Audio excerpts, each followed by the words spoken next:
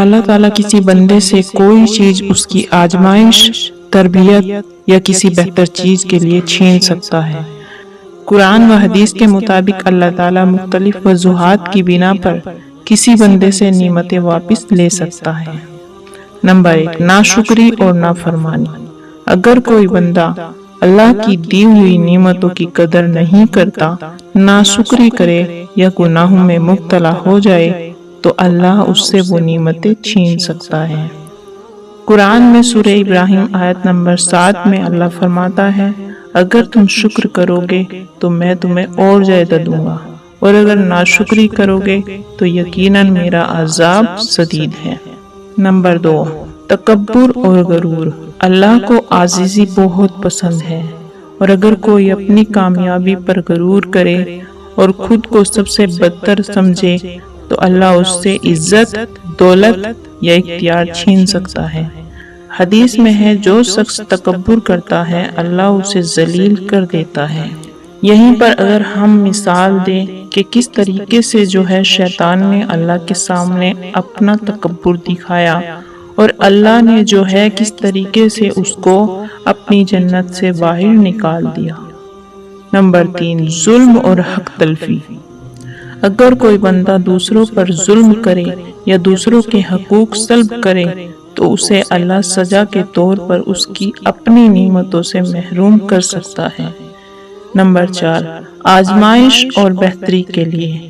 آزمائش ہمیشہ بہتری کے لیے ہوتی ہے۔ اللہ بعض اوقات کسی کی نعمت صرف اس کی آزمائش یا اس کی تربیت کے لیے بھی لے لیتا ہے، تاکہ وہ صبر کرے اور اللہ کی طرف رجوع کرے۔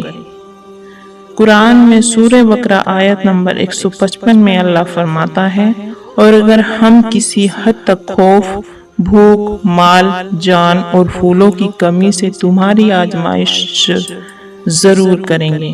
اور اللہ تعالیٰ یہ بھی کہہ رہا ہے کہ صبر کرنے والوں کو خوشخبری دے دو کہ اللہ تعالیٰ کے یہاں اس کا اجر بہت زیادہ ہے۔ نمبر 5، لوگوں کا امتحان اور رجوع۔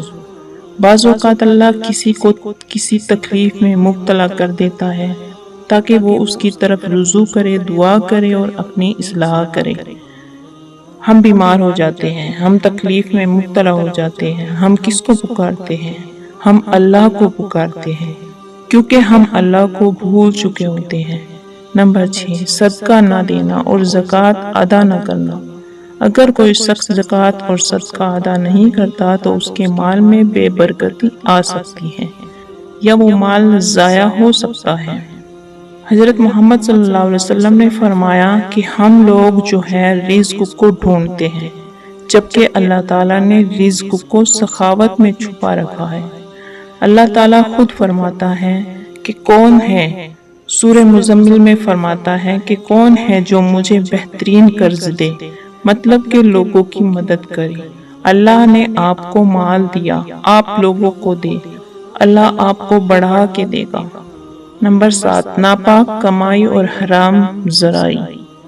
اگر کوئی شخص حرام طریقے سے مال کماتا ہے تو وہ یا تو دنیا میں کسی نہ کسی طریقے سے ضائع ہو جاتا ہے یا آخرت میں سخت پکڑ ہو سکتی ہے۔ اللہ بندے کی آزمائش اس کے گناہوں کا کفارہ یا اس کی اصلاح کے لیے نعمتیں چھین سکتا ہے۔ لیکن اگر بندہ توبہ کرے، استغفار کرے اور نیکی کی طرف آئے تو اللہ اس کی کھوئی ہوئی نعمتیں بھی لوٹا سکتا ہے۔ حضرت ایوب علیہ السلام کی مثال ہے کہ اللہ تعالیٰ نے ان کو آزمائش میں مبتلا کیا، ان کا مال، ان کی اولاد سب ان سے لے لیا اور ان کو بیماری میں مبتلا کر دیا۔ پھر حضرت ایوب علیہ السلام نے کیا کیا؟ اللہ تعالیٰ سے استغفار کیا۔ سورہ نوح میں بھی ہے کہ اللہ تعالیٰ نے کہا کہ استغفار کرو، تم لوگ استغفار کرو گے، اللہ تمہیں ہر وہ چیز دے گا جس کی تم لوگوں کو تمنا ہے۔ جب بھی تمہارے لیے آزمائش کی گھڑی ہو، توبہ کرے، استغفار کرے، کثرت سے استغفار کرے۔ اللہ تعالیٰ تمام امت مسلمہ کی مدد کرے اور ان کی جائز خواہشات پوری کرے۔ آمین یا رب العالمین۔